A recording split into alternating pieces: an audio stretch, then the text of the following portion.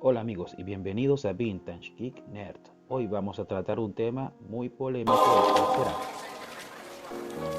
Querido Papá Noel, como este año hay crisis, lo que quiero es que papá consiga trabajo y así mamá no se enfade ni riña más con él y tampoco se digan cosas feas. Yo se lo pido para mí, una muñeca con rizos que hay en la tienda de la esquina. Ya sabes, la del escaparate de la juguetería de Carmen. También quiero una muñeca especial para que papá juegue con ella. Si puede ser de mi altura, para que papá le pueda quitar la ropita y tocar sus cosquillas secretas. Se pone muy triste cuando le digo que no quiero jugar ese juego. Gracias, Papá Noel. No a la violencia y al abuso infantil y el maltrato de género. Espero que este video sea Esta útil. señora que está conectada hablando conmigo es una de mis mentoras en la Universidad de Margarita. Bueno, soy abogada egresada de la Universidad Central de Venezuela, con especialidad en el área de Ciencias Criminológicas de la Universidad Nacional Experimental Rómulo Gallego. Además de ello, tengo una especialidad en Gerencia y Administración Policial, magíster en Gerencia y Administración Policial del Instituto Universitario de la Policía Científica. Por otra parte, tengo otra maestría en Ciencias Penales y Criminológicas de la Universidad Bicentenaria de Aragua. Tengo especialidad en Relaciones Internacionales y Derecho Penal Internacional. Actualmente estoy cursando el doctorado en Educación y doctorado en Ciencias Penales y Criminalística. Y te tengo la buena noticia que quiero preparar maletas el próximo año para emigrar a España, porque España y Colombia son los países modelos que ha utilizado Venezuela para su derecho. Sobre todo el derecho penal, las técnicas de interrogatorio, el derecho penal que además me apasiona, pero no el derecho penal como es visto normalmente, el abogado de malandros, no. El abogado tiene un doble rol en la sociedad, es preventivo, y de hecho yo tuve el placer de trabajar contigo mucho tiempo, y mi primer eslogan es: yo no defiendo malandros, yo no defiendo delincuentes, yo defiendo personas que eventualmente o circunstancialmente se ven involucradas en un hecho penal, ya sean como víctimas o victimarios. Pero de verdad que ese eslogan de que el abogado penalista es abogado de malandro, en mi vida ese eslogan no existe. Además existe un eslogan de que el abogado penalista tiene atrás una cola larga de malandros y de patotes de barrio, y usted sabe que ese no es mi estilo. Porque desde las aulas de clase, de la clase de la Universidad Central decía que nosotros los abogados tenemos un rol bien importante y un rol de prevención, un rol de resocialización, de que no el hecho de que una persona se vea involucrada en un hecho punible no significa que esa persona sea delincuente, sino muchas veces circunstancias ajenas a su voluntad, o quizás queriendo proteger una situación o creyendo solventar una situación en un momento oportuno, sin darse cuenta, se ve involucrado en un hecho punible. Por ejemplo, este tema que estamos atravesando en Venezuela sobre la crisis económica. Veo mucha gente tan desesperada, pero tan desesperada, que hacen negocios que yo no le veo ni la razón ni la esencia, vendiendo cosas que hasta a veces no son ni de ellos. De hecho, veo ofertas en las redes sociales vendiendo casas en $5,000, en $6,000. Y cuando me busca mi asesoría, doctora, verifíqueme la legalidad de este inmueble, resulta que tú no puedes vender una ranchería que está a la orilla de la playa, esos son bienes de la nación. Entonces, cuando tú ves esa situación, ¿qué pasa? Vino Carlos Burgos, que no es abogado, él es un ingeniero o un pescador, compró esa ranchería, no verificó la legalidad, lastimosamente, amigo, usted está estafado.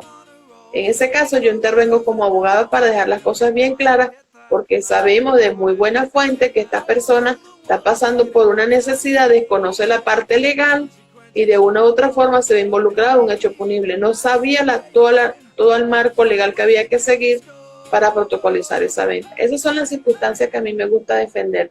Y sabes, me gusta mucho ese tema que estás tocando tú: maltrato infantil y violencia de género. Porque la raíz de todos nuestros problemas, y disculpa que te interrumpa, Carlos, No se preocupe. viene de nuestra infancia, viene de nuestros hogares.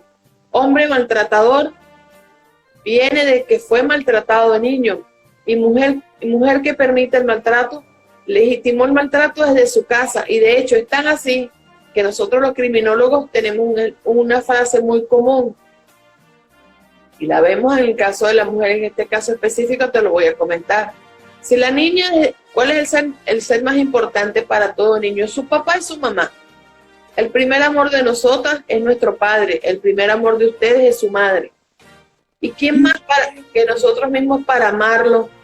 Pero en un momento dado, por exceso, por abuso, abusando de esa condición de padre, cometemos exceso, maltrato infantil. El niño va creciendo con un eslogan: quien me ama me maltrata, y si no me maltrata no me ama. Entonces podemos conseguir personas muy sanas en una relación, pero si esa persona no me maltrata, yo busco forma de que me maltrate, porque si no me maltrata no me ama. Hay una gran confusión con lo que es amor y maltrato, que pareciera que fueran sinónimos, cuando son dos palabras totalmente antagónicas, porque quien se ama no se maltrata.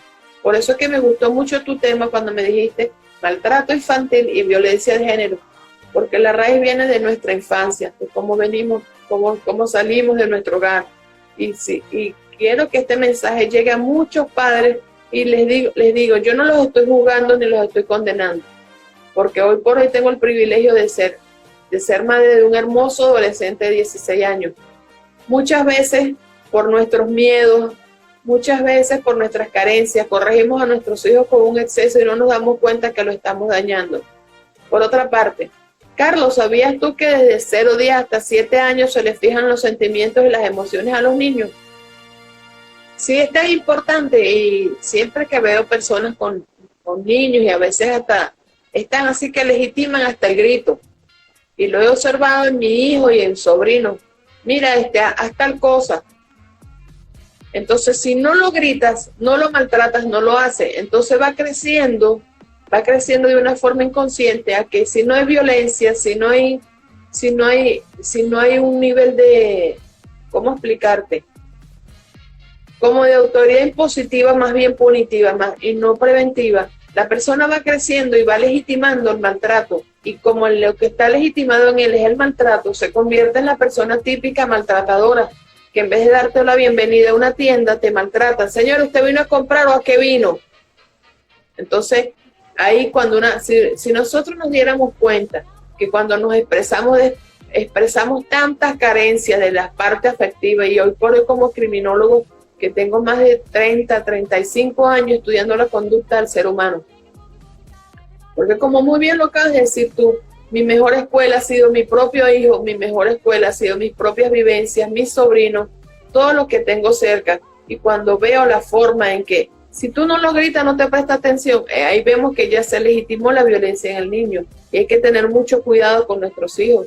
Yo de hecho le digo a mi hijo, mira hijo, no te acostumbres a que yo si no te grito no hagas las cosas, porque entonces te vas a acostumbrar que cuando tengas un jefe mañana, una pareja mañana, porque esto no queda en el hogar, esto trasciende. Si nosotros entendiéramos que todo lo que hay en el hogar trasciende nuestras paredes, trasciende nuestra vivienda, corrigiéramos un poco más lo que tenemos que hacer con nuestros hijos y con nuestros padres. ¿Hay alguna forma de que el niño deje de legitimizar esa conducta? Yo por lo menos... Sí hay. Afortunadamente, ajá, nosotros aprendemos y desaprendemos, porque lastimosamente lo que se nos pega pareciera que fueran los hábitos malos. Uno debe de buscar un momento, y eso me gusta, porque con lo que respecta a mi hijo, te voy a hablar de mi experiencia con mi hijo. Todo el que me conoce sabe cómo es mi carácter. Mi carácter es muy fuerte, porque yo vengo de un hogar, no me da pena decirlo, donde mi papá era muy fuerte y mi mamá también. Entonces, yo lastimosamente o afortunadamente tengo la misma actitud para con mi hijo y con lo que han sido mis alumnos y todo. Tiendo a ser muy fuerte, pareciera que fuera muy punitiva. Pero en los que tengo momentos en que bajo, en que me siento en un escenario, porque todos en algún momento del día o de nuestras vidas nos sentamos a ver nuestra vida. Tenemos que ver nuestra vida como un paisaje, y ver y sentar y llamar a tu hijo, como lo he hecho yo con el mío. Hijo, ¿a ti te gusta que yo te grite? Ya tú sabes que la respuesta es no, pero ¿por qué tú permites o aceptas este tipo de conducta? Porque si yo lo hago contigo, hijo, porque veo que es la única forma en que tú me prestas atención. ¿Por qué no cambiamos los códigos de comunicación? Vamos a hacer un pacto. Cuando yo te mande a hacer una cosa y tú no la hagas, yo no te voy a gritar, yo te voy a quitar por ejemplo, a mi hijo, quítale el celular, le quitaste la vida. A tu niño, quítale un programa de televisión. Yo no te voy a gritar y no voy a permitir gritos, pero es un trabajo que hay que hacer en sintonía. Hay que hacer en sintonía. Mi hijo ahorita dice en la casa, no se permiten los gritos. No los provoques, y si los provoca, vamos a hacer una cosa, vamos a tranquilizarnos. Siempre en algún momento de nuestras vidas, aunque tú te alteres ahorita y yo me altere ahorita también, hay momentos en nuestras vidas en que nosotros nos sentamos y reflexionamos, como lo hacíamos cuando estabas conmigo en la oficina, donde tú me decías, jefa, hay una falla aquí en tal cosa y sería bueno que revisáramos tal cosa. Y yo me sentaba y te escuchaba y tú me escuchabas y llegaba y convergíamos en un punto específico. Y de una u otra forma también enseñamos a nuestros hijos que las cosas se conversan, las cosas no se pasan, porque las cosas se van pasando. Y yo siempre comparo estas situaciones con el efecto bola de nieve, que empieza con una bolita pequeñita, la dejamos pasar, y cuando venimos a ver, tenemos una gran bola de nieve tapando nuestra puerta de nuestra casa, que no sabemos ni cómo entrar ni cómo salir. Las cosas no se pasan, y si hay que pedirle disculpas a nuestro hijo, discúlpame que te grité, pero es que tú lastimosamente me llevas a estos niveles y tengo que reconocer que no es la mejor forma que debí dirigirme a ti, te pido disculpas, tratemos que esto no se repita. Vas enseñando a tu hijo muchas cosas, lo vas enseñando que eres un ser humano, que te equivocas, tienes la capacidad de pedir disculpas, no perdón, porque perdón se le pides a Dios, y disculpas porque eres un ser humano, y lastimosamente vas a decir que no vas a gritar, pero de repente gritas. Por favor, no me hagas llegar a estos extremos. Sí se puede, Carlos. Es un trabajo fuerte, sí, pero sí se puede. Por favor, bájame los decibeles de voz, que tienes los decibeles un poquito altos. De hecho, yo lo utilizo hasta de una forma jocosa. Utilizo la palabra decibeles. Y aunque no pudiera, porque a veces no es necesariamente un grito. A veces el silencio es una forma de violencia. Mi hijo agarra a veces la actitud de quedarse callado. Yo le digo, no, hijo, no se quede callado. Exprese. Diga qué ocurre, qué pasa, qué necesita, en qué estoy fallando, qué te agrada, qué no te desagrada. Hoy en día estamos en una corriente de que dicen de que la autoridad del padre se ha perdido. No es que se ha perdido, porque esa corriente que teníamos nosotros, que papá y mamá, ellos estaban montados en el Olimpo y lo que ellos decían era santa palabra, que eso hoy se ha venido desdibujando. Hoy hay que sentarse a hablar con nuestros hijos, negociar. A ti no te gusta que te grite, a mí no me gusta que tú tengas desordenado el cuarto. A mí me gusta que yo te diga que cuando vayas a comer, te sientas a comer, recojas el plato de la mesa. Porque yo quiero que donde tú pases, tú seas un niño apreciado y estimado por tu educación. No es fácil, Carlos, créeme lo que no es fácil, pero hasta los programas de televisión legitiman la violencia, las canciones. En mi casa hay una guerra ahorita con la música, porque todas las músicas españolas, que gracias a Dios no entiendo el inglés, debe ser hasta peor. Las músicas españolas que hacen apología al delito, a la promiscuidad, a la sexualidad, a fumar, a contestar, a gritar, tú no eres nadie, yo solamente soy la que valgo. Entonces es esa desvalorización del ser humano en sí, porque cuando yo no valoro es porque yo no me valoro. Cuando yo te valoro, yo me valoro a mí misma. Yo siempre se los he dicho a ustedes en los salones de clase. Cuando yo veo a Carlos, yo no veo a Carlos. Yo veo un reflejo de mi persona en ti, y al verlo yo así, yo te voy a respetar, yo te voy a comunicar, yo te voy a amar. Y esa forma de amor es lo que me va a traer los demás valores intrínsecos. Disculpa que te interrumpa, Elizabeth, y o sea, voy a lo que me dijiste de la forma que fuimos criados. O sea, porque por lo menos me hablaste de que los padres siempre estábamos montados, o los padres siempre han estado montados con un monte de Olimpo donde son los que nunca se equivocan o son el ejemplo a seguir, y hoy en día ya eso está como más más suavizado, por lo menos, o ya hay otras maneras de ver las cosas. Yo sugiero a todos los padres hacer una actividad que me hicieron a mí cuando estuve haciendo el posgrado en la Universidad Central de Venezuela. Nunca olvido la imagen de un profesor que entró con una carpeta y me dijo, por ejemplo, Carlos Burgos, póngase de pie y hábleme de su papá y de su mamá. Ahí escuchabas tú, mi papá es el ministro de Relaciones Interiores, mi mamá es la gerente de la CIAR, mi mamá, no, el profesor decía, no me he hecho entender. Hábleme de su papá y de su mamá. Ah, bueno, mi papá es esto. No, no, no, no, no. ¿A dónde te quiero llevar yo? ¿Te has sentado tú algún día a hablar con tu papá y con tu mamá? No me respondas en público porque no te voy a comprometer. Yo te voy a hablar desde mi propia experiencia, ¿sí? ¿Te has sentado tú a hablar con tu papá y con tu mamá que te hablen de su niñez? La mayoría, o mejor dicho, casi nadie lo ha hecho.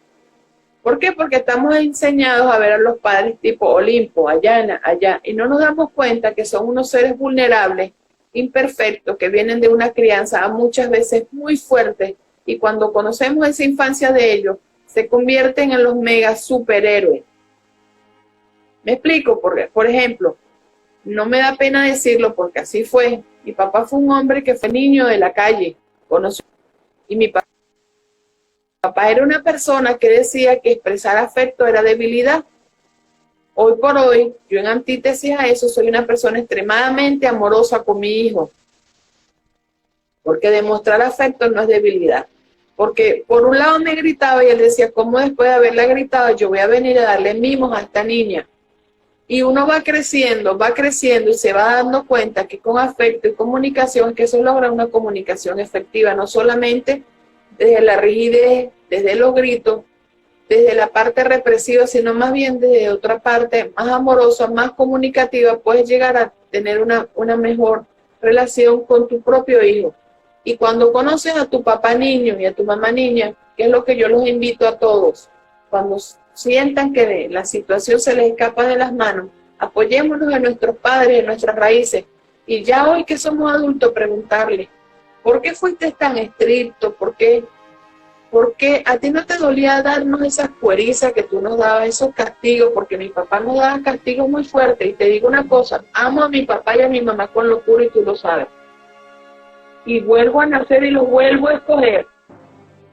Por ahí dirán los estudiosos, síndrome de Estocolmo. No, eso no es síndrome de Estocolmo, sino que yo me ocupé de ver lo positivo, pero no todo el mundo se ocupa de ver lo positivo en los padres, porque si por otro lado te consigues una amiguita que te dice tu papá no te debe pegar, tu papá no debe hacerte esto, tú deberías de irte de la casa, entonces empiezan a abrirle los sentidos a nuestros hijos a la primera oportunidad de cambio, vienen y abandonan el hogar. Y por ahí comenzamos el peregrinar de cómo se puede formar un delincuente. Porque dejamos que nuestro hijo se escapara de nuestro hogar. Dejamos que nuestro hijo encontrara refugio en otro amiguito, en otra persona, que no lo ven de la misma forma, porque el padre haga lo que haga, lastimosamente, lo está haciendo con amor, porque desde sus carencias, para él, eso es amor, eso es disciplina. Aunque esa disciplina y ese amor a veces hace daño. Lo importante es aprender a canalizar. Nosotros ya como adultos, ya como grandes, yo aprendí y tú también lo hiciste porque lo puedo observar en tu conducta, en tu forma de expresarte. Convertiste esas disciplinas y esas correcciones que tu papá te hizo, como las convertiste en amor. Pero si tú tienes al lado una persona, oye Carlos, ¿por qué tu papá te pegó así? Eso no se hace, tú no tienes por qué estarle aguantando golpes y ese viejo, tú eres un muchacho ya de 15, 16 años, no te la cales. ¿Qué va alimentando en ti? Va alimentando en ti un joven rebelde que a la primera de cambio se le va a su papá de la casa. Por lo general la mujer que es maltratada de adulta viene siendo maltratada de niña. ¿Qué tan frecuente, doctora, consigues tú como abogado este tipo de casos? Esto es muy común. ¿Y cómo podemos ayudar? Lo que me llama poderosamente la atención, Carlos, no es que sea común, lo hemos legitimado. Lo hemos legitimado y caímos en lo que... Y yo he estado estudiando el rol de la mujer en la sociedad, no solamente la mujer venezolana, sino la mujer en general. Y caímos en lo que ellos pretendieron liberarse y cayeron en el libertinaje, que ha tenido como consecuencia otras consecuencias más que afectan a la familia. La familia, y de hecho yo veo al hombre, y es importante hacer crecer a nuestros hijos. ¿Quién es la pareja en la vida de nosotros? Yo, por ejemplo, a mi hijo le digo a mi hijo, tú eres hijo único, hijo, tú eres único para mí, pero para la sociedad eres uno más. A los hijos hay que irlo enseñando con esos eslogans. Por otra parte, La persona que vaya a ser tu pareja, tu esposa, tu novia, como tú la quieras llamar, esa va a ser la hija que yo nunca tuve. No creerlo de que quien me toque mi hija, o sea, creándole una super protección para generar personas solitarias o personas maltratadoras. ¿Qué ocurre? Generalmente estas personas, como muy bien lo comentaba tu colega, la que fue abusada, la persona que fue abusada de una u otra forma, en ella va creciendo un sentimiento de culpa y de paso se lo alimentan los demás. Yo escuché ahora poco, una niña había sido abusada desde los 5 años hasta los 17 años y la respuesta de su mamá era: tú eres la culpable de ese abuso. Ante un señor de 65 años. Vamos a medir edades, vamos a medir. Es una locura. ¿Cómo va a ser una niña culpable desde los 5 años? Para nada la culpa. Lo que pasa es que nosotros tenemos, que es otro tema que me gustaría que en otro momento habláramos, que es la teoría de la culpa. Todo el mundo es culpable de todo lo que me pasa en mi vida, menos yo. Discúlpame, Carlos. Cada quien tiene lo que se merece. ¿Cómo llegué hasta aquí? No me agrada el escenario, tengo que cambiar las estrategias. Pero nadie es culpable de donde yo llegué. Yo soy la única responsable. Y a mí lo que más me preocupa de este tema de abuso sexual en niñas y en niños, porque también se da en niños, crece en un ambiente de violencia, de abuso físico, abuso mental, abuso sexual. A la primera de cambio que alguien le diga te quiero, caen en la primera relación y esa relación es tóxica. Y lastimosamente no me preguntes por qué. Es el propio maltratador que la venía maltratando. Ahora no se llama Luis, sino se llama Carlos, a la cual yo le legitimo que me toque mi cuerpo, que sea mi pareja, pero siempre un entorno, un marco de violencia. Ahí es cuando yo digo que nosotros hemos legitimado la violencia porque la aceptamos y la toleramos y lo vemos ya como algo normal, pero eso no es normal. Por otra parte, siempre he dicho, y ahí sí voy a ser bastante radical, la única responsable de la violencia en la mujer somos nosotras mismas las mujeres. ¿Por qué no? Es que él estaba bravo, no, él tuvo un día difícil, no, es que yo también lo saqué. Nunca podemos permitir ni tolerar la violencia, ni provocar la violencia, porque la violencia, lo que está más lejos del amor es la palabra violencia, porque donde entró la violencia, el amor brincó por la ventana, y entró por la gran puerta la falta de respeto, la violencia y todo tipo de abuso. Es que mi amiga de hace 20 años, o sea, o quizás un poquito más de tiempo, era que ella fue abusada en su casa y, o sea, buscó refugio en la banda, era una señorita, y fue abusada también por el profesor, más ella no lo buscaba, pero era una niña, pues ella pensaba que para ese entonces era algo normal, y no es normal. Me hizo como una diferencia entre lo que es la víctima y la victimización, que una mujer era víctima la primera vez que ocurría el hecho y cuando ya era mujer, porque ya tenía la capacidad de raciocinio para pensar de que había sido maltratada. Pero después de eso, sencillamente, se estaba victimizando. O sea, es más o menos lo que me estabas diciendo tú. No, mira, lo que pasa fue que en su vida de niña se legitimó la violencia y ella no se está dando cuenta, es algo inconsciente, es algo que está en el sistema inconsciente de ella, que para que su vida sea normal, entre comillas, tiene que haber violencia, aunque ella interiormente la rechaza. No sé si me hago entender, es un conflicto entre el consciente y el subconsciente. Entonces, ella no es responsable de la violencia ya cuando llega adulta, no, sino que ya ella la legitimó. Al legitimarle a eso, a ella le parece normal. Esos patrones de conducta le parecen normal y los ve repetitivos y los asocia de amor con afecto y maltrato. Imagínate todo ese cóctel: amor, afecto, maltrato, violencia, golpes y maltrato físico y abuso sexual. Eso es lo que es un detonante, Carlos. Que cuando esa mujer explote, y explota de la forma más tonta que tú te puedes imaginar, ella cuando descargue toda su ira en algún momento de su vida, ojalá que no sea en uno de sus afectos grandes como un hijo, o contra alguien que ella quiera mucho,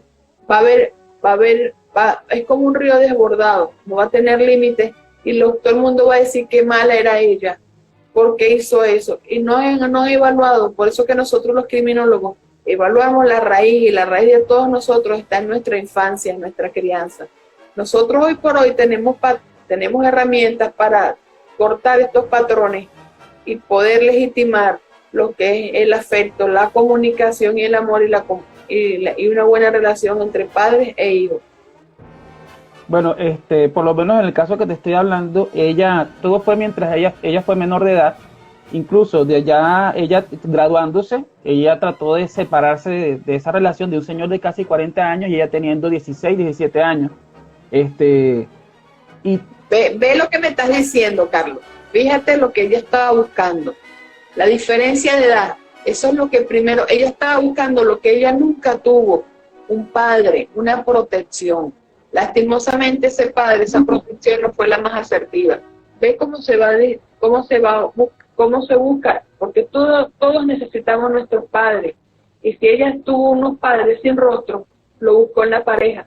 Y lastimosamente esta pareja, sabiendo esa condición que ella se encontraba, se convirtió en su abusador. Por eso es que tenemos que tener mucho cuidado, porque recuerden que nuestros hijos, ellos van creciendo y que nosotros somos sus héroes. Y si nosotros como padres hemos permitido, hemos tolerado, hemos legitimado la violencia, va a ser bien difícil que el niño maneje esto. Lastimosamente en estos casos lo va a poder manejar cuando sea ya un adulto. Cuando ya, como nosotros, decidimos estudiar, ver qué vamos a hacer y organizar y reorientar la vida. Porque el papel de nosotros como docentes de nuestras aulas es un poco duro. Es un poco duro y es bastante difícil. ¿Qué tan frecuente son estos casos de violencia de género y de maltrato infantil? Es que el tema de maltrato a la mujer, si lo voy a colocar desde el punto de vista de la víctima, la mujer que ha sido maltratada pequeña, ella se convierte en maltratadora, maltrata a sus hijos. Es la primera característica que vamos a observar. Y la siguiente característica, está tan legitimada la violencia que ella, si ya no está, ella la busca, crea las circunstancias de violencia para que se generen toda esta serie de conflictos. Por otra parte, ella va a buscar siempre relaciones tóxicas, relaciones con amigos o personas de su propio sexo que generan conflicto, porque recuerda que esta persona viene de un hogar de conflicto y lo vas a observar por eso que yo soy una persona extremadamente observadora. Y generalmente cuando tú te quitas, empiezas a conversar poco a poco con estas personas cargan una historia muy fuerte que muchas veces la reflejan en sus propios hijos y en su entorno. Yo no voy a permitir que nada ni nadie, son frases típicas de personas que han sido maltratadas, y ahorita es el momento en que yo voy a reaccionar. Tú vas a pagar todos los maltratos que yo he venido sufriendo porque eres la persona de la cual yo me voy a defender. Y el problema es que no me voy a defender de un simple empujón, sino ya tengo lo que se llama unas emociones tan acumuladas que cuando llegan a ti que tú dices, wow, pero ¿por qué tanto escándalo por tal cosa? No es ese hecho aislado, es una sumatoria de muchos hechos que hacen que esta persona reaccione de esa forma. Lo que pasa que para poder entender mucho a una persona es bueno que nos involucremos con su historia. ¿Qué recomendaciones puede dar usted a aquellas personas que han visto maltrato infantil o que sufren de violencia de género o violencia doméstica o violencia familiar? Bueno, primero voy con lo que tiene que ver con el maltrato infantil. En Venezuela, de acuerdo a la Ley Orgánica de Protección de Niños, Niñas y Adolescentes, nosotros como sociedad tenemos una responsabilidad. ¿A dónde los quiero llevar con esta introducción? Tanto delito cometo yo cuando agredo al niño, como yo, persona vecina, que observo que tú maltratas al niño y no hago nada al respecto. De hecho, no sé si recuerdas mucho el caso del niño de Guanare, donde personas hasta por omisión quedaron privadas de libertad por el delito de ese homicidio de ese niño. Entonces, primero denunciar. ¿Ante quién denunciar? Están los consejos de protección de niños, niñas y adolescentes a nivel municipal, están los organismos de policía del Estado que pueden tomar las denuncias, y está la misma Defensoría Pública que pueden, en el área de niños, niñas y adolescentes, que pueden tomar la denuncia. Con lo que respecta a la parte de violencia de género, todos los organismos policiales de seguridad del Estado están en la obligación, facultados por la misma ley, para tomar la denuncia y decretar las medidas correspondientes. Aunque así como digo esto, puedo decir lo otro con mucha objetividad. Muchas mujeres simulan supuestos de violencia de género para sacar a la pareja actual que tienen en su casa, para quedarse ellas solas porque no tienen la suficiente gallardía para interrumpir la relación, sino a través de un órgano jurisdiccional. ¿Qué ocurre? Estas normas decretadas tanto por el organismo policial que toma la denuncia como el Ministerio Público son de cumplimiento voluntario, es decir, que si usted no se quiere ir de su casa, aunque se lo ordene un policía, se lo ordene el Ministerio Público, usted no se va. Ah, se lo ordena un juez, sí, necesariamente tiene que cumplir, tiene que abandonar el inmueble. Esas son las sugerencias que puedo dar al respecto. En violencia de género tiene que ser la propia víctima, porque tú puedes decir que aquí me está entrando a golpe mi esposo, mi hijo, pero si yo, cuando me vienen a tomar la denuncia, yo no colaboro como víctima, tú eres un mentiroso, estás simulando un hecho punible. ¿Qué consejo le darías tú a aquellas personas que están sufriendo de maltrato, o sea, de violencia de género? O sea, ¿qué mensaje le darías tú a esas mujeres que saben que están siendo maltratadas, pero no se atreven a denunciar o a salir de ese yugo? Buscar ayuda profesional, porque el hecho de que una persona permita, soporte o tolere la violencia no es normal. No es normal porque algo irregular está ocurriendo dentro de sus patrones de conducta que acepta, tolera y hasta justifica este tipo de violencia. ¿Hay algún tipo de institución de ayuda a la víctima por violencia de género o al maltrato o al abuso infantil en Venezuela? Mira, o sea, no he sabido de ONG, no he sabido de ninguna ONG que preste apoyo al respecto. Más bien he visto son organismos punitivos, más no preventivos al respecto. Quiero felicitarte por esta iniciativa de fomentar estos programas, estas entrevistas en forma preventiva. Prevenir tanta violencia, de mitigar un poco la violencia y cuidarla desde los hogares, que es la cuna de la violencia y la forma de donde se forman los sociales violentos.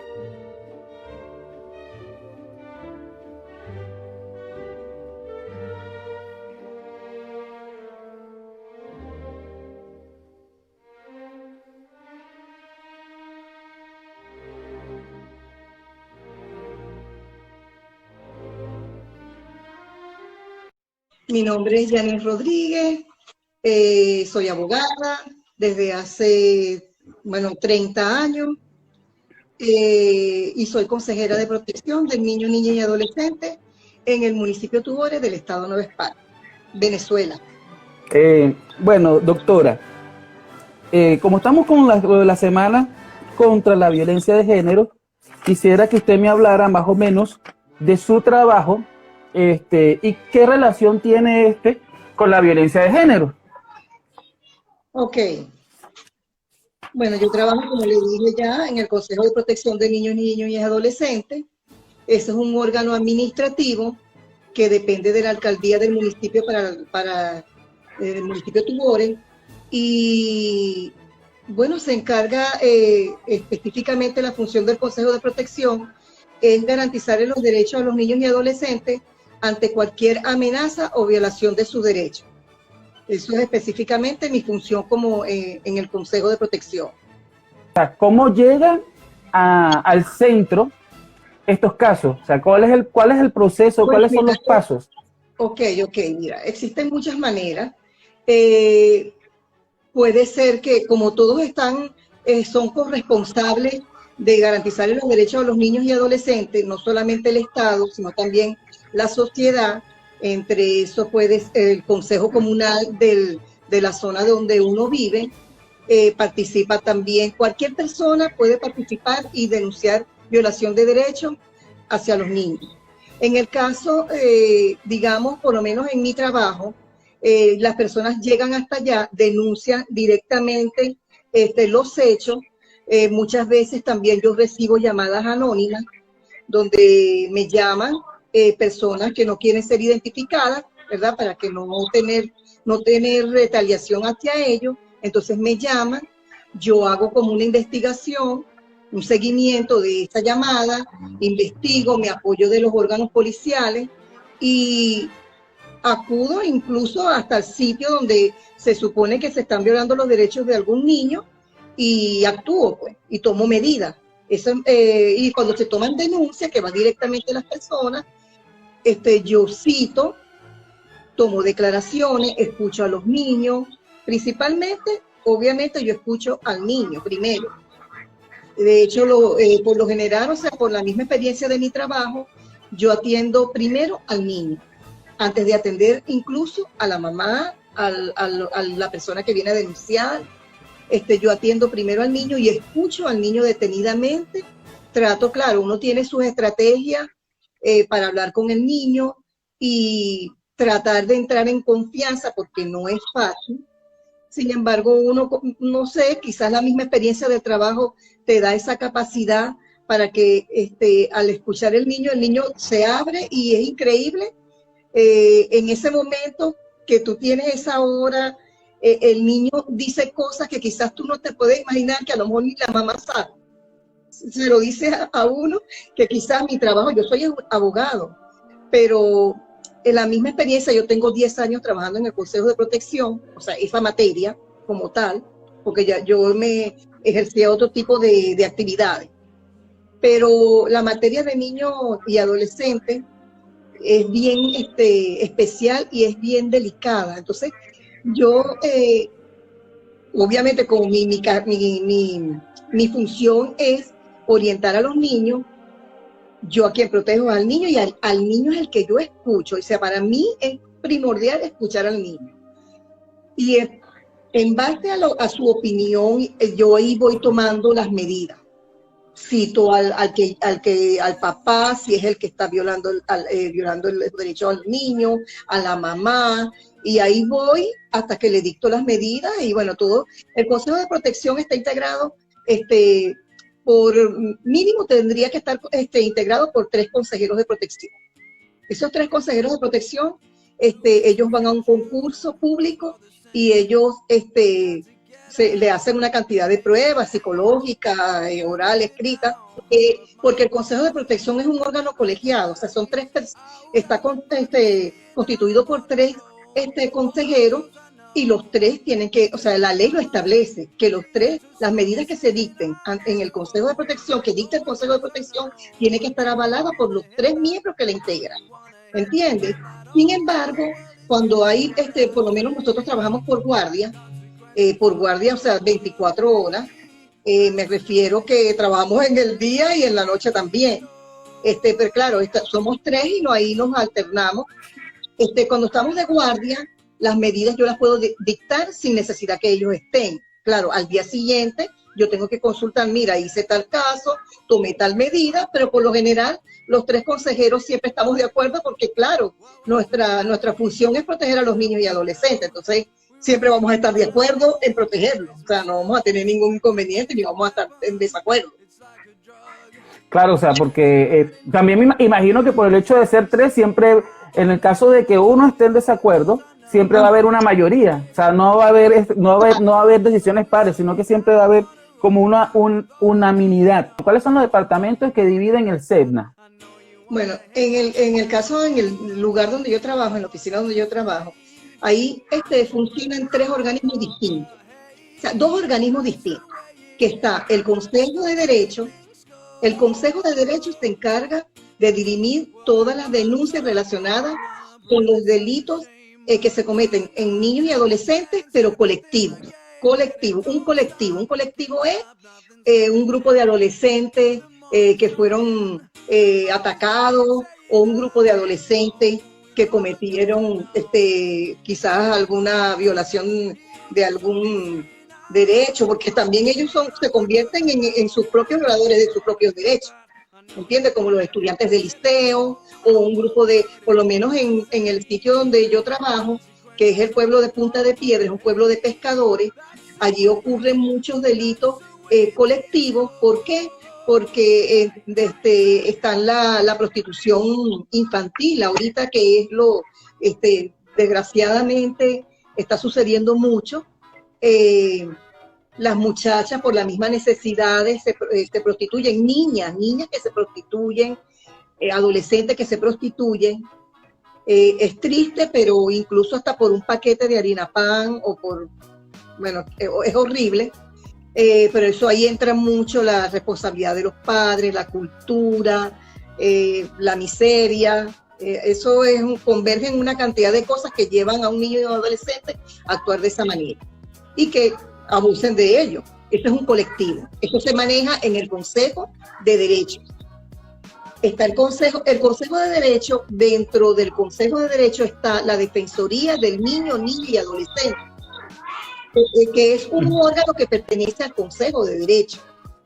¿Qué pasa? Esta defensoría, ella trata todo lo que se refiere al régimen de convivencia familiar y a la pensión de manutención, a los padres que no cumplen con sus deberes o su pensión con sus niños cuando se separan de las madres. Ahí se habla, cuando se separan los padres, de cómo va a ser la visita del niño, a qué hora. Eso se supone que es conciliatorio. Allí está la Defensoría del Niño, Niña y Adolescente, que pertenece al Consejo de Derechos.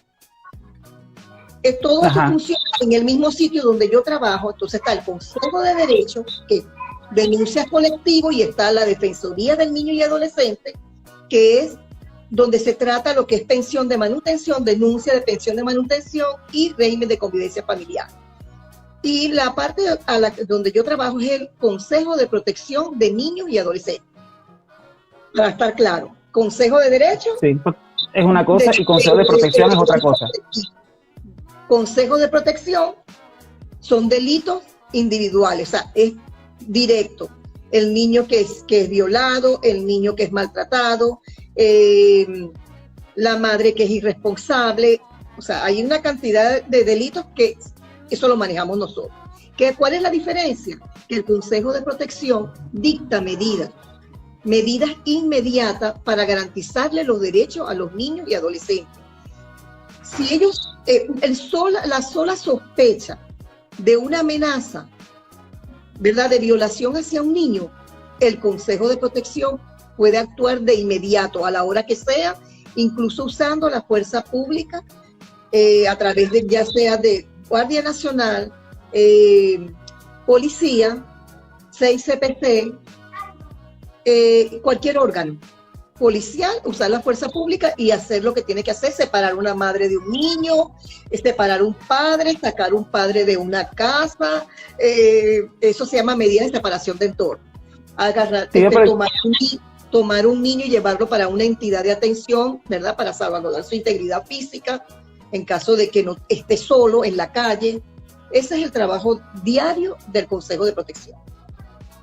Ok, medidas de protección, es decir, son medidas inmediatas, soluciones inmediatas. Lo que pasa es que hay personas que no conocen la terminología y hay que explicarla con ejemplos. O sea, ya por lo menos al decirme que hay separaciones de padres, ya por lo menos ya se explica mejor. En el caso de violencia infantil, o sea, me acabas de decir que por lo menos en el sitio donde tú estás, donde tú trabajas, donde usted trabaja, se ve mucho lo que es la prostitución, se ve mucho lo que es maltrato, es muy frecuente, pero así como se ve, las denuncias son también igual de frecuentes, porque puede que pase que en el sitio estén siendo maltratados cierto grupo de niños, pero no hay quien denuncie, o las personas pasan a ser como cómplices, que yo no me voy a meter en ese problema familiar. Esos son ellos y se entienden. ¿Eso pasa allí? No. O sea, por lo menos en mi trabajo, la gente denuncia, las personas denuncian, llaman por teléfono, las personas se acercan hasta allá, te comentan.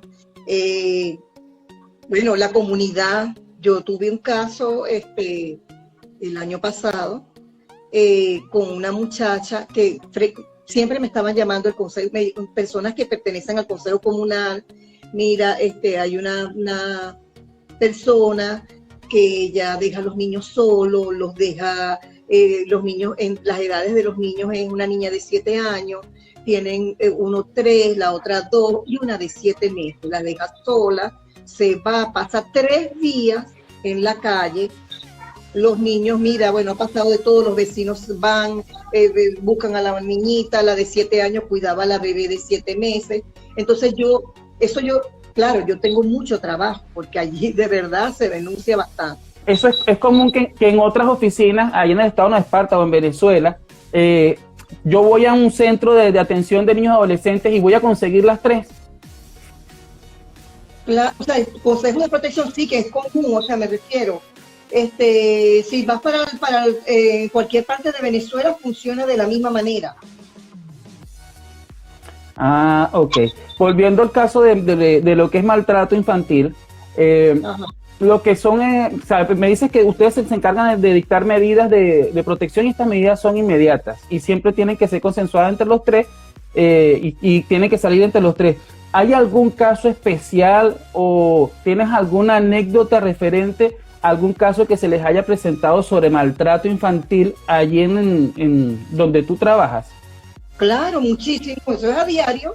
Mira, a mí me llega denunciando la maestra, pasa también eso, que las maestras en los colegios llega el niño maltratado y de repente la maestra va y observa un golpe o algo y el niño le dice que o por lo menos no me puedo sentar.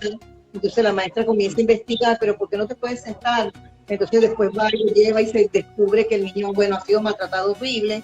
Entonces la maestra se dirige hasta el Consejo de Protección con el niño y denuncia directamente a la mamá.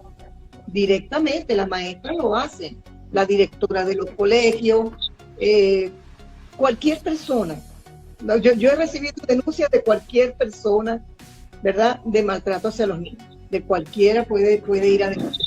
Y lo hacen, ¿no? Por lo menos en mi trabajo, o sea, en el sitio donde yo vivo, las personas no les importa. Lo que pasa es que, claro, cuando se trata de un niño, es algo es distinto. Yo trabajé en un tribunal penal en Caracas y es muy distinto. Definitivamente uno a veces, yo como profesional, como abogada, yo pensaba que la materia de niños y adolescentes la veía como sencilla. O sea, en ese momento, pues, cuando yo trabajaba. Porque, claro, la materia penal de adultos, pero no yo lo siento que es peor. Porque, sobre todo cuando uno es padre y tiene hijos, entonces te presenta situaciones que tú dices, Dios mío, pero ¿cómo puede haber un ser humano que sea capaz de hacer algo como eso? Entonces, es muy difícil. O sea, para mí, los primeros meses que comencé a trabajar en el Consejo de Protección, yo creo que duré como 3 días que no podía dormir, porque me tocaron los primeros casos que me tocaron fueron horribles. Fuerte, mira, yo creo que eso tienes que tener un temperamento. Yo considero que tú tienes que tener un temperamento que sepa enfrentar ese tipo de situaciones. O sea, no cualquiera puede ostentar un cargo de ese tipo porque no lo haría bien, porque es que tienes que tener primero, pienso que carácter porque también te consigue personas, es horrible. O sea, hay personas que son demasiado, ahí se presentan conflictos que es horrible. Por lo menos en los oficinas donde yo trabajo se caían hasta golpes y yo tenía que llamar a la Guardia Nacional. Y estando los niños allí, yo creo que los niños son la parte como más débil y los adultos no tienen idea del daño que le puede causar a un niño a futuro, porque uno no lo ve. O sea, muchas madres llegan y yo converso mucho y me extiendo en mis casos porque me encanta eso, pues. Entonces yo trataba de entenderla, pero me es imposible. ¿Cómo puedo entender yo una madre que vive con un padrastro, o sea, vive con una pareja que no es el papá de su hijo o de su niña, y que ella me diga a mí que la niña, una niña de 10 años, ¿verdad?, le coquetea a la pareja, le coquetea a la pareja? Me estás haciendo daño. No, tonta, que te va a gustar mucho. Vamos a jugar al juego del polo. Chupa, chupa, venga, chupa más. Como si fuera un polo. Que está muerto, venga, sigue, que está muerto. Venga, chupa. Silvia, ¿quién te ha enseñado eso? ¿Quién ha sido? Es que no me oyes, ¿quién? Papá. No digas tonterías, sabes que no me gusta que mientas. ¿Quién ha sido? Silvia, ¿quién ha sido? Y sal de ahí, hija. ¿Qué manía te ha entrado con estar siempre detrás del sofá? Silvia. O sea, ella no, cuando yo digo, mire señora, la niña me está manifestando que ha sido abusada por su pareja, que cuando ella se está bañando, él llega, entra. Entonces, que eso es mentira, me dice. Es mentira de la niña. Esa niña lo que pasa es que ella me quiere ver separada de él. Me quiere ver separada y por eso es que ella está mintiendo. Eso es mentira, no le creen. Y eso es increíble, pero el porcentaje es mayoritario. Es poca la madre que le cree a su hija. O sea, bueno, es que eso es el pan nuestro de cada día. Sí, es increíble. Cuando hay un delito o hay un abuso, bien sea violencia o lo más grave, un abuso sexual hacia un niño, pero este niño, digamos que denuncia al cumplir los 18 años, perece el delito, queda impune. Eso queda impune. ¿A dónde debería denunciar un adolescente? Pues sigue siendo un niño de 18 años que fue abusado a los 16. Ajá. Te voy a explicar algo, que esa parte tampoco lo había explicado. Nosotros no entendemos casos de violación. Lo que es violación, ¿verdad? Abuso sexual, violación, eso es directamente con es importante. Eso es directamente 6CPC. Nosotros lo remitimos al 6CPC. Cuando se trata ya de que, digamos que la persona, eso que está pasando, como decirte la parte preventiva, vamos a decirlo algo así como que se está metiendo en el baño, me dice cosas inadecuadas, me pasó y me dijo tal vulgaridad, una grosería, entonces nosotros tomamos medidas, ¿entiendes? Ahí yo dicto la medida de separación de entorno, si el tipo la trata mal o al niño o al adolescente lo trata mal, yo busco, lo cito, hablo con él y o sea, yo particularmente tomo las medidas de inmediato. O sea, este es mi proceder. ¿Por qué? Porque ¿qué voy a esperar? ¿Que siga sucediendo? Entonces yo no puedo esperar que siga sucediendo. Entonces a veces me pasaba cuando estábamos los tres compañeros que teníamos ese conflicto, porque cuando nos queríamos poner de acuerdo, porque yo decía, yo soy del particular, ¿qué vas a esperar? Que siga sucediendo. Cuando un niño te dice algo como eso, es porque está pasando. Es porque le está pasando. Entonces, si yo dejo a ese niño un día más ahí, o a ese sujeto un día más allí, va a seguir sucediendo. Eso no va a cambiar. Eso, mira, yo creo que esas son conductas que, mira, bueno, a lo mejor estoy equivocada, pero para mí en lo particular, cuando una persona tiene ese tipo de conducta, bueno, tendrá que tratarse con un psiquiatra, con un psicólogo, pero yo dificulto, eso es algo que dificulto que las personas cambien. Yo lo veo muy difícil, siempre va a seguir así. Y entonces a medida que se va haciendo mayor, si por lo menos joven, a medida que se va haciendo mayor, eso se intensifica. Porque fíjate que los abuelos, ¿verdad? Los abuelos son, bueno, uno de los principales abusadores de sus nietos, los abuelos.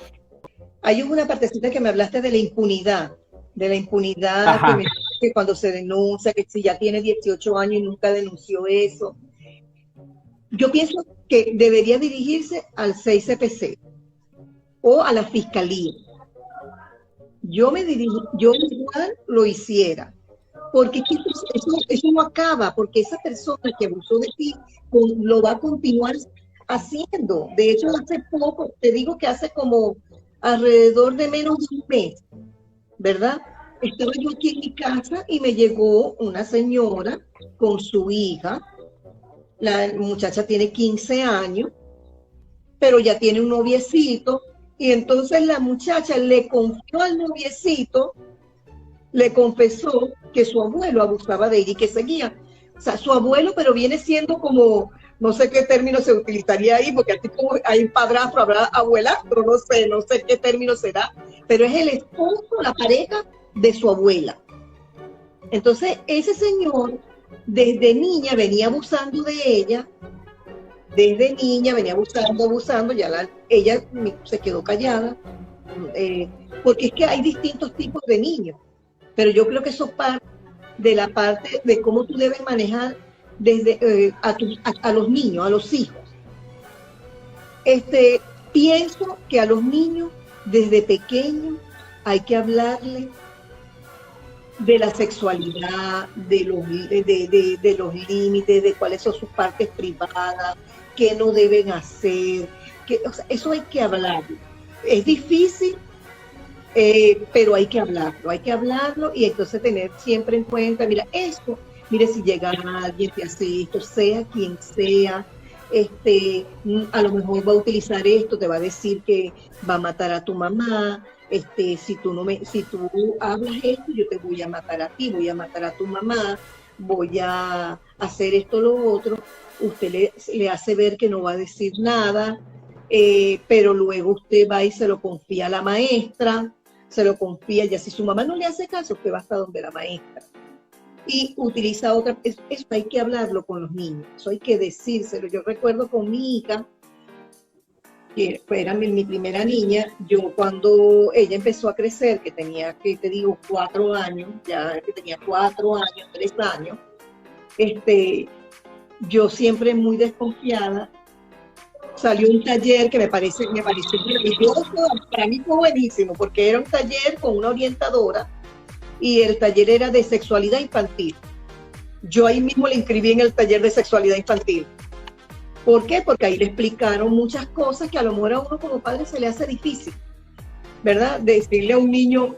Entonces, ahí le explicaron las partes privadas, la parte para que cuando ella llegó hablándome que yo quería morirme, pero en el fondo pensé, fue lo mejor que yo me quería morir, pero yo en el fondo pensé, me acuerdo, nunca se me olvida un caso que pasaron en un programa de televisión. Y yo dije, yo sé que es duro, que a lo mejor es muy crudo para decirse, y me acuerdo que era un caso de una niña que vivía en un edificio, y ella vivía, por decir algo, en el piso 7, y en el piso 5 vendían helado, y por decir, en el 7, entonces ella bajó las escaleras, imagínate que la niña no salía de su casa, tenía una amiguita del mismo edificio, bajó las escaleras, del 7 para el 5, y en el 6 vivía una persona que vivía toda la vida en el edificio, era un hombre que vivía solo, pero nadie, era una persona respetuosa y todo eso.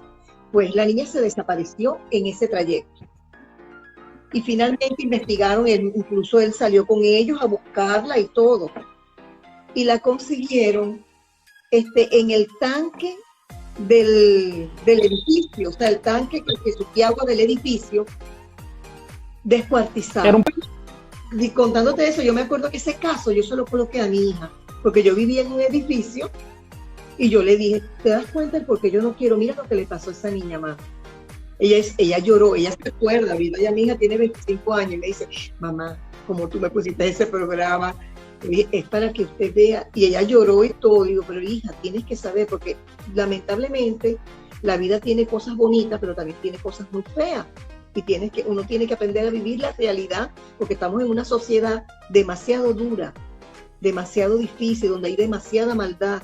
Yo en mi trabajo lo veo a diario, o sea, la maldad no es sin límite, es cosas que he visto ahí que me parecen increíbles, que por decir algo, una mamá agarrar una plancha de estas con que te secas el pelo y meterle la mano a una niña y quedársela así para quemarla.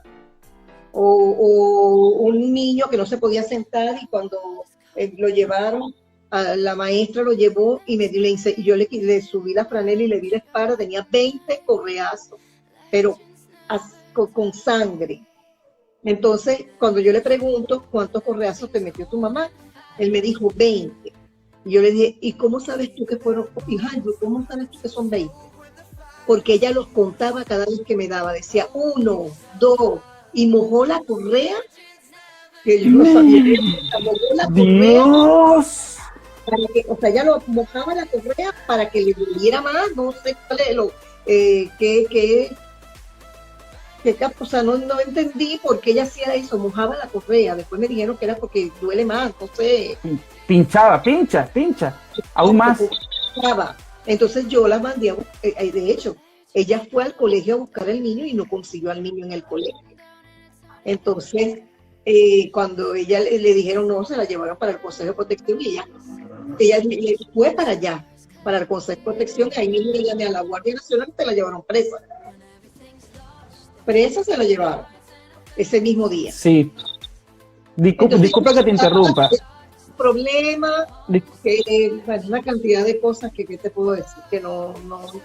Mira, los derechos de los niños son universales.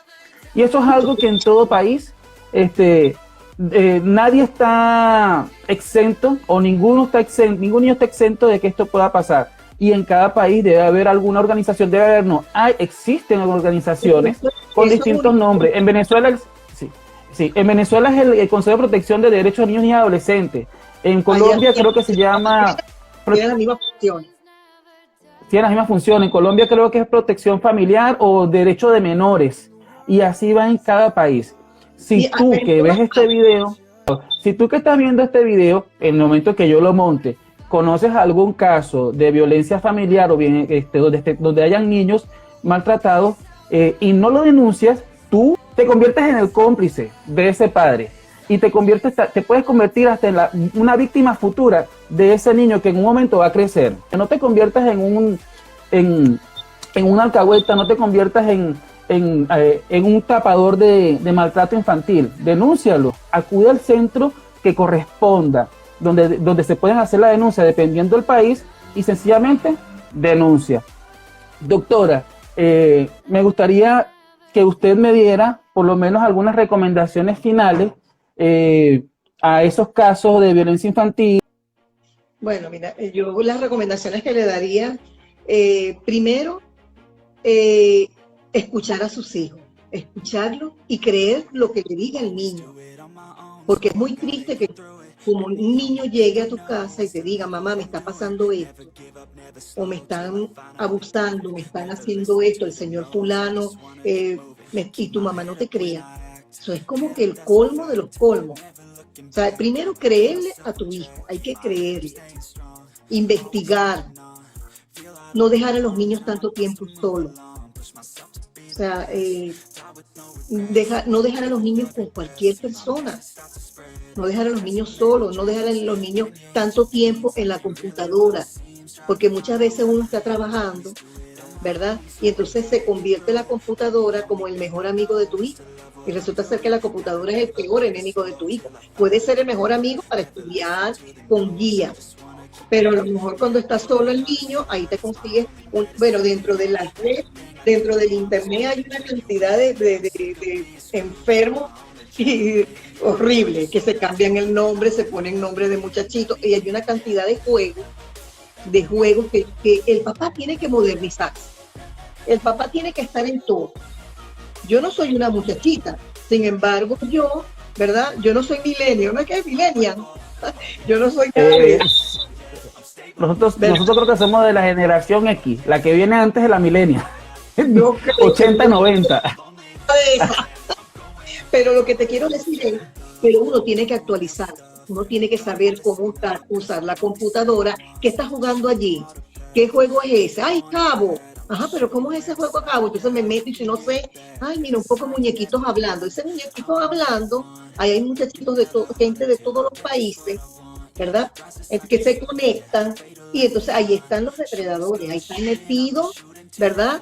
Disfrazados en ese muñequito de este hotel que llaman Jabo, este juego, y entonces ahí está hablándote a tu hijo, después ahí dame tu Facebook para hablar aparte, y entonces el niño que es inocente, ahí le manda fotos creyendo que está, y resulta que es un enfermo que a lo mejor le dice, mira, vamos a vernos en tal parte, mira, no le digas nada a tu mamá, porque entonces, ¿por qué pasa todo eso? Por la falta de vigilancia de los padres y dejar al niño como que la computadora es la distracción. Bueno, mira, ahí te vas a quedar todo el día en la computadora y me dejas tranquilo porque qué fastidio ese muchacho, y entonces que se quede en esa computadora todo el día porque así no me fastidia, ¿verdad? Hoy en día un teléfono también, Fíjate que por aquí, por todos lados. sí, O sea, por todos lados, ¿sabes?